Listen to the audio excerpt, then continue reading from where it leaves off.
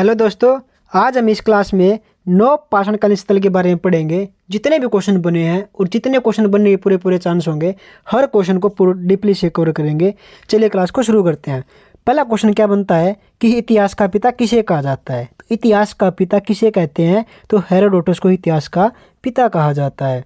एक क्वेश्चन ये आता है कि नौ पाषाणकालीन स्थल जो स्थल है, जो नौ पाषाण काल का जो शब्द है, वो उसका प्रयोग सबसे पहले किसने किया था और कब किया था। तो 1865 में किया था। और किसने किया था? जॉन लुबाक ने किया था इसका प्रयोग। किसका? नौ पाषाण काल शब्द का। अगला क्वेश्चन क्या देखने को मिलता है कि भारतीय पुरातत्व का जनक किसे कहा जाता है। तो अलेक्जेंडर कलिंगम जो है वो इसका क्या कहलाता है? भारतीय पुरातात्विक का जनक कहलाता है। एक क्वेश्चन और देखने को मिलता है, भारत में पुरापाषाण औजारों का जो सर्वप्रथम प्रयोग किया गया था वो किसके द्वारा किया गया था और कब किया गया था। देखो, सबसे पहले 1863 ईस्वी में प्रयोग किया गया। किसके द्वारा प्रयोग किया गया? वो किया गया रॉबर्ट ब्रूसफुट के द्वारा। याद रखना, क्वेश्चन बार बार में पेपर में आता है और आने का पूरा पूरा चांस क्रिएट करता है।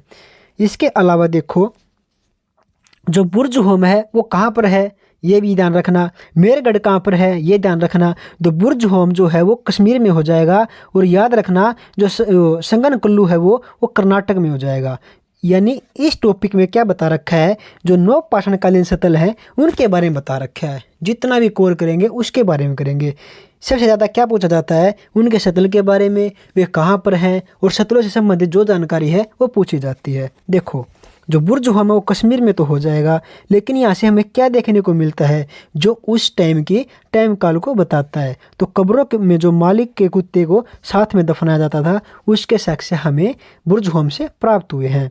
इसके अलावा मेरगढ़ कहाँ पर है? तो मेरगढ़ बलूचिस्तान में हो जाएगा। इसके अलावा हमें वहाँ से क्या देखने को मिलता है? तो गेहूँ के जो 3 किस्में होती हैं वो देखने को मिलती हैं, और जौ की जो 2 किस्में होती हैं वे हमें वहाँ से देखने को मिलती हैं। कच्ची ईंटों के आयताकार मकान देखने को मिलते हैं। उनके अलावा प्राचीनतम स्थायी जीवन की साक्ष्य हमें वहाँ से देखने को मिलते हैं। कहाँ से? मेरगढ़ बलूचिस्तान से, याद रखना।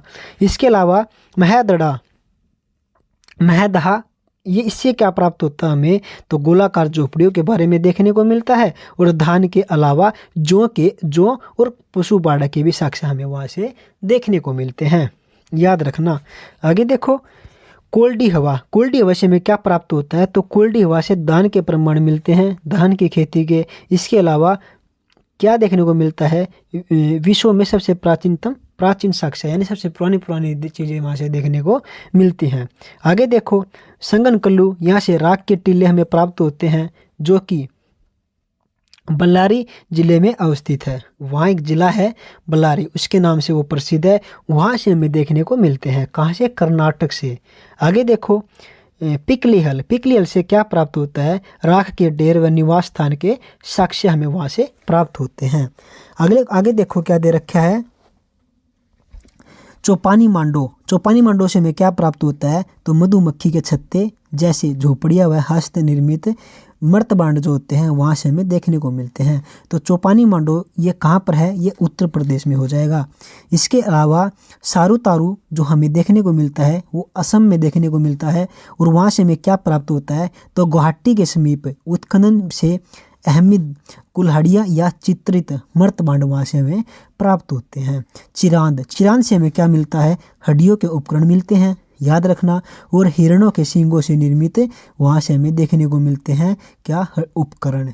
यानी जो उपकरण बनते थे वो हिरणों के सींगों से बनते थे और हड्डियों के उपकरण देखने को मिलते हैं। ठीक है। चिरांद कहाँ पर पड़ता है? हिसार में पड़ता है। सारूतारू कहाँ पड़ता है? असम में पड़ता है। चौपानी मांडो कहाँ पड़ता है? उत्तर प्रदेश में पड़ता है। पिकली हल कहाँ पड़ता है? कर्नाटक में पड़ता है। संगनकल्लू कहाँ पड़ता है? कर्नाटक में पड़ता है, याद रखना। और कोल्डी हवा कहाँ पड़ता है? उत्तर प्रदेश में पड़ता है। महदहा कहाँ पड़ता है? उत्तर प्रदेश में पड़ता है। मेहरगढ़ कहाँ पड़ता है? बलूचिस्तान में पड़ता है। बुर्ज होम कहाँ पड़ता है? तो कश्मीर में पड़ता है। ये तो दोस्तों हो गए नौ पाषाणकालीन स्थल। इसके अलावा आप ध्यान रखना, इतिहास का पिता किसे कहा जाता है? हेरोडोटस को कहा जाता है। किसको? हेरोडोटस को। ठीक है। इसके अलावा क्वेश्चन क्या देखने को मिलता है, पहिए का जो आविष्कार किया गया था वो किस काल में किया गया था, ये क्वेश्चन भी याद रखना। तो किस काल में किया गया था, नवपाषाण काल में किया गया था पहिए का आविष्कार। ये क्वेश्चन बहुत बार पेपर में आया है और बहुत बार देखने को मिला है, सीजीएल में भी, CHSL में भी, याद रखना क्वेश्चन को। इसके अलावा क्या क्वेश्चन आता है कि आग का जो आविष्कार किया गया था, सॉरी आग की जो खोज की गई थी वो किस काल में की गई थी, तो ये क्वेश्चन भी याद रखना। तो याद रखना पूरा पाषाण काल में आग की खोज की गई थी, यानी आग का निर्माण हो गया था, याद रखना। और इसके अलावा क्वेश्चन बनता है पशुपालन। पशुपालन किस काल में आया था, तो पशुपालन याद रखना मध्य पाषाण काल में पशुपालन देखने को मिला था। उसके अलावा धातु जो थी, वो प्रथम धातु जो थी वो कौन सी थी, जिनका उन्होंने अपनी जो डेली प्रयोग में काम किया था उसके साथ, तो कौन सी धातु थी, तो तांबा धातु के साथ उन्होंने अपने कार्य प्रारंभ किए थे, याद रखना। और पालतू पशु की बात आए तो कुत्ता याद रखना, कुत्ता जो था वो पालतू पशु था उनका पहला, ठीक है। तो दोस्तों ये जो क्वेश्चन है आपसे दोबारा पूछे अगर मैं, तो इतिहास का पिता हेरोडोटस हो जाएगा। पहिए का आविष्कार नवपाषाण काल में हुआ था, आग का आविष्कार नवपाषाण काल में, सॉरी पूरा पाषाण काल में हुआ था, और पशुपालन का प्रयोग जो होता है नवपाषाण काल में सॉरी मध्य पाषाण काल में होता है। धातु का प्रयोग जो थी वह तांबा थी, पालतू पशु कौन था, कुत्ता था। एक बार और बता दूं मैं आपको, पशुपालन मध्य पाषाण काल में, धातु प्रथम तांबा थी, पहिए का आविष्कार नवपाषाण काल में किया गया, इतिहास का पिता हेरोडोटस कहलाता है, ठीक है, और पालतू पशु कुत्ता था।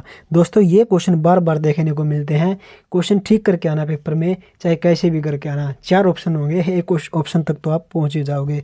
दोस्तों इस वीडियो में बस इतना ही पढ़ेंगे। कैसे लगी क्लास कमेंट सेक्शन में अपना रिव्यू जरूर दीजिएगा।